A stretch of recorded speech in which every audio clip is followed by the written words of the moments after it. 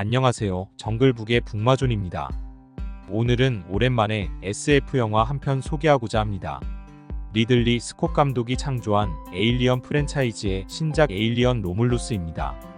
끝없는 우주의 깊은 어둠 속에서 정체를 알 수 없는 생명체의 습격을 받은 인간의 비명이 울려 퍼지고 노란색 피가 흐르면 모든 것이 녹아 사라집니다.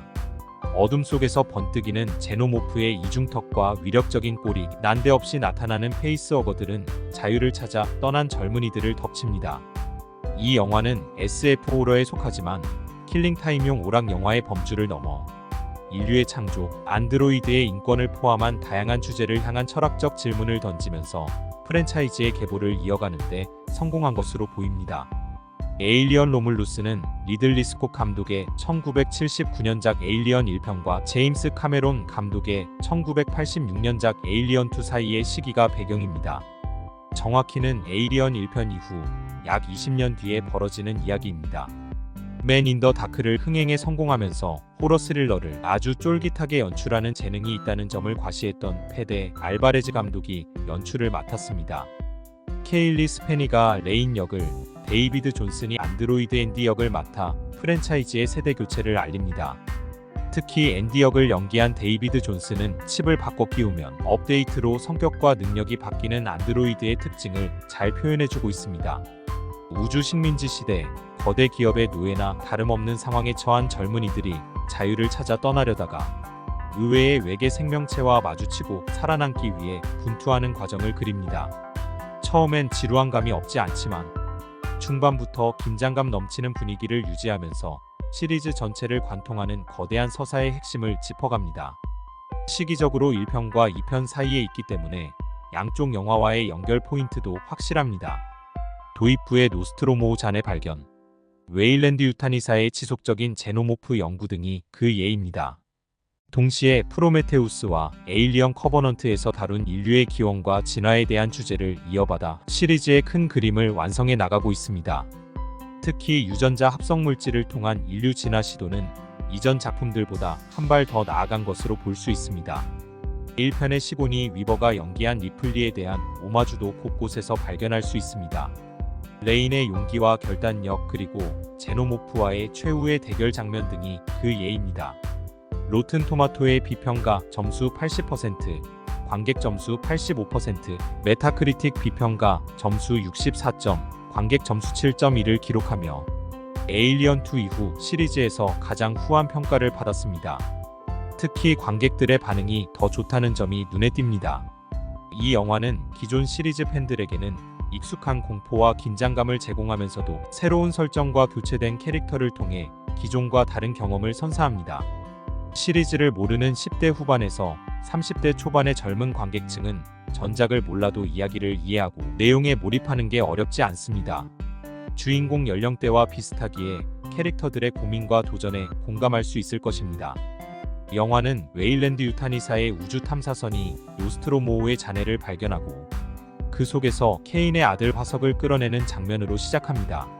1편과의 연결고리인 동시에 시리즈를 알고 있는 관객들을 영화 속으로 빠르게 끌어들이는 장치로 작동합니다.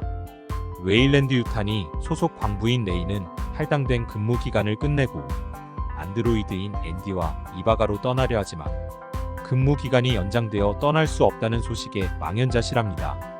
이때 타일러가 동면 포드를 훔쳐 떠나자고 합니다. 레이는 거절하지만 다른 광부가 들고 가던 새장 안의 새를 보고 마음을 바꿉니다. 영원히 새장 속의 새처럼 살지도 모른다는 위기의식이 발동한 결과였습니다.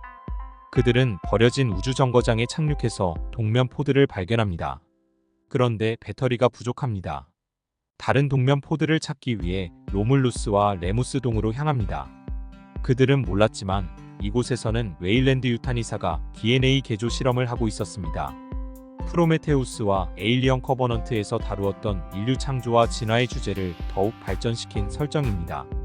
이때 동면하던 페이스허거들이 깨어나고 나바로가 첫 희생자가 됩니다. 레이는 우주선 통제권을 얻기 위해 앤디의 칩을 다른 안드로이드의 것과 교체합니다. 소프트웨어가 업데이트된 앤디는 레인 일행의 안전보다 회사의 명령을 우선합니다. 파괴된 채 남아있다가 의식을 회복한 과학 안드로이드 룩은 이곳이 차세대 인류를 개발하는 비밀 실험실이라고 밝힌 후 제노모프의 DNA에서 추출한 합성 물질을 회사로 가져가라고 지시합니다. 나바로의 몸속에 있던 제노모프가 깨어나고 다른 제노모프들 역시 깨어나 레인 일행을 추격합니다. 대치 상황에서 타일러와 비오르는 사망하고 케이는 살기 위해 주입한 물질의 영향을 받아 에일리언과 인간의 하이브리드 생물 오프스프링을 낳고 그 대가로 살해당합니다. 레인과 앤디는 기발한 아이디어로 제노모프들을 물리친 후 오프스프링과 숨막히는 대결을 펼친 끝에 극적으로 살아납니다.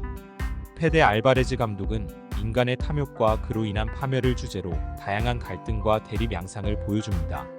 시리즈를 관통하는 전통적인 갈등 구조인 인간과 제노모프의 대결에서는 생존을 위한 극한의 싸움을 보여주며 종의 투쟁과 결과에 대한 질문을 던집니다. 웨일랜드 유타니사로 대표되는 거대 기업과 노동자들이 충돌하는 모습에서는 현대 신자유주의의 구조적 문제들을 날카롭게 비판합니다. 거대 기업의 탐욕과 체제를 피해 자유를 찾아 떠나는 젊은이들의 모습은 현재 청년 세대가 겪는 사회적 모순과 그들의 저항을 상징합니다. 이러한 설정은 시리즈 전체를 관통하는 기업과 인간의 대립 주제를 계승합니다. 레인으로 대표되는 인간과 안드로이드 앤디로 대표되는 인공지능의 극적인 갈등을 통해 인공지능의 윤리와 인간성에 대한 질문을 던집니다. 이러한 갈등은 레인과 다른 등장인물 사이에서 거론되다가 제노모프의 추적을 피하는 과정에서 확실하게 드러나게 됩니다. 앤디는 전작들에서 안드로이드 데이비드가 보여준 것과 마찬가지로 이 영화의 철학적 깊이를 강조하는 존재입니다. 앤디가 제노모프의 위협 앞에서 겪는 윤리적 딜레마는 마이클 샌델의 정의론을 연상시키며 진정한 인간다움이란 무엇인가에 대한 질문을 던집니다.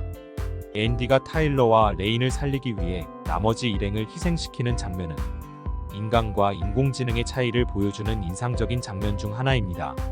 단순한 윤리적 딜레마를 넘어 인공지능이 일상 속에 보편화된 사회에서 서로 다를 수밖에 없는 의사결정 과정의 차이와 이로 인한 갈등과 분란을 어떻게 해결할 것인지에 대한 생각을 하게 됩니다. 주인공 레이는 시고니 위버가 연기한 리플리의 역할과 이미지를 계승하면서도 더욱 복잡하고 모순적인 캐릭터로 그려집니다. 단순히 생존을 위해 싸우는 것이 아니라 스스로의 정체성과 인간성을 지키기 위해 투쟁합니다. 레인의 여정은 리플리의 여정과 많은 부분 겹칩니다. 시리즈와의 연계성을 강조해서 보여주기 위한 감독의 의도처럼 보입니다. 두 인물 모두 의외의 상황에서 리더십을 발휘하며 문제를 해결하고 극한의 공포와 위기 속에서도 결코 인간성을 잃지 않습니다. 시리즈의 실질적인 주인공인 제노모프는 단순한 공포 대상을 뛰어넘어 인류 진화의 다음 단계를 상징하는 존재로 그려집니다. 합성 물질을 통해 우주 식민지 사업에 필요한 능력을 갖춘 인간을 창조하려는 회사의 시도는 생명공학 기술의 윤리적 딜레마를 정면으로 겨냥합니다. 이러한 설정은 프로메테우스에서 등장했던 엔지니어와도 맞닿아 있으며 인간을 창조한 존재와 인간이 창조하려는 새로운 생명체의 관계는 시리즈를 아우르는 주제입니다. 시리즈를 대표하는 리들리 스콧이 워낙 미학적인 감성이 탁월하기로 유명하기에 다른 시리즈의 감독들이 많이 비교되는데요. 페데 알바레즈 감독은 리들리 스콧의 1편 연출을 오마주하면서도 자신만의 색채를 입히려 한 흔적이 뚜렷합니다. 특히 좁은 공간에서의 긴장감 조성과 공포 분위기 연출이 뛰어납니다. 액션 장면 역시 좁은 우주선 내부의 특성을 잘 활용하여 긴장감을 극대화했습니다. 시각 효과는 실제로 제작한 세트와 CG를 적절히 조화시켜 사실감을 높였습니다. 물론 긴장감과 몰입감은 언제 어디서 튀어나올지 모르는 제노모프의 압도적인 존재감 때문이긴 합니다만 감독 특유의 아이디어가 빛을 발하는 장면도 있습니다. 레인이 앤디와 함께 제노모프를 상대하는 장면에서 중력 조절 장치를 조작해서 위기를 넘기는 장면들이 좋은 예입니다. 감독의 기발한 아이디어와 뛰어난 시각적 연출에 감탄을 금치 못했습니다. 에이리언 1의 리플리처럼 레인이 마지막 생존자가 되어 로그를 남기는 장면으로 끝나는 엔딩은 시리즈의 전통을 이어가면서도 새로운 세대의 이야기가 시작될 것임을 의미한다고 해석할 수 있습니다. 레인이 새로운 행성으로 향하는 것은 불확실하지만 희망적인 미래를 상징합니다. 레인은 인류의 우주 개척 의지와 새로운 시작에 대한 열망과 도전 의식을 나타냅니다. 되얼린 결말은 후속작의 가능성과 시리즈의 새로운 방향성을 제시합니다. K가 출산한 인간 제노모프 하이브리드인 오프스프링은 회사가 의도한 대로 우주 식민지 시대에 적합한 신인류 모델이 될 수 있고, 아니면 제노모프와 더불어 새로운 빌런으로 등장할 가능성이 있습니다. 짧은 등장이지만 제노모프 못지않은 지능과 야만성을 보였기 때문입니다. 오프스프링은 인류의 과학기술 발전이 가져올 수 있는 양면성을 암시하면서 생명 창조와 유전자 조작에 관한 윤리적 문제를 제기합니다. 전작에서 다룬 인류 기원과 창조의 주제를 일관성 있게 끌고 가는 상징인 셈입니다. 에일리언 로물루스는 시리즈의 전통을 계승하면서도 새로운 제노모프와 아이디어로 생명력을 불어넣는데 성공했습니다.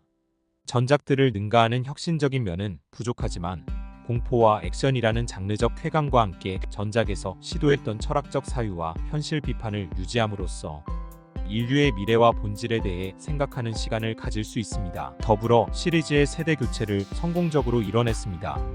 새로운 등장인물과 현대적인 영상 및 젊은 관객들이 공감할 수 있는 문제의식을 반영한 스토리텔링은 기존 팬들을 만족시키는 동시에 새로운 관객층을 끌어들이는 데 성공했습니다.